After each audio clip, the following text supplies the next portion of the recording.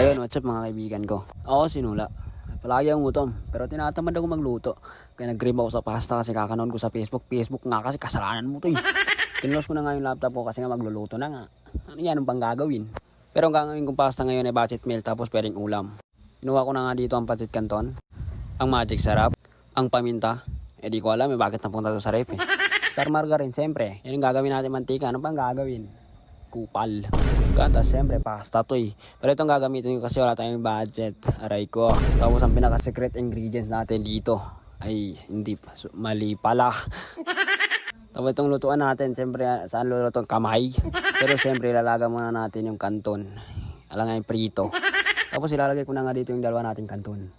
Tapos pag naglagay ko na, tatakpan natin. Tapos pag natakpan, bubuksan, siyempre.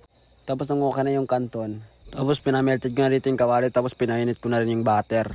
Ano yun? Bakit mo?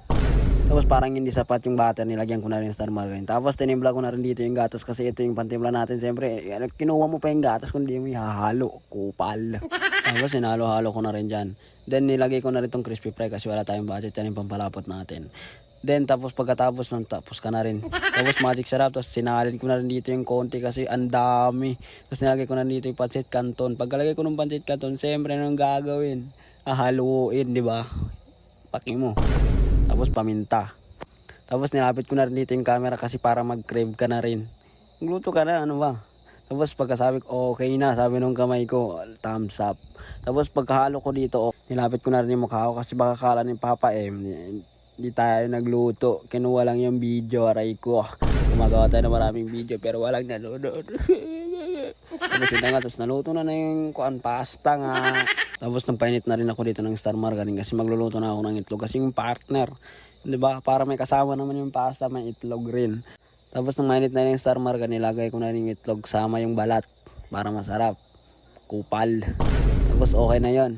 Kasi na, paluto na rin yan, di ba? Maghintay kayo, fast forward na rin to eh. Yun na nga eh. Tapos pagkakuha ko yan, ang init naman pala. Tapos nilagay ko na rin sa plato. Tapos ayan na, kuha ko kanin kasi gutom na ako eh. Tapos kung maalala na may sinahin ako kaninang sabaw. So yun yung gagawin ko. Sasabaw ko sa kanin. Tapos yun na nga, kinuha ko na dito kasi kakain na ako. Gutom na rin ako eh. Di ba? Sabayan nyo ako kumain. Tara mga kaibigan ko. Bye-bye. Salamat sa panonood. Huwag nung kalimutan mag-follow ha. I-share tong video tapos i-like nyo. Sampalin ko kayo. Aray ko.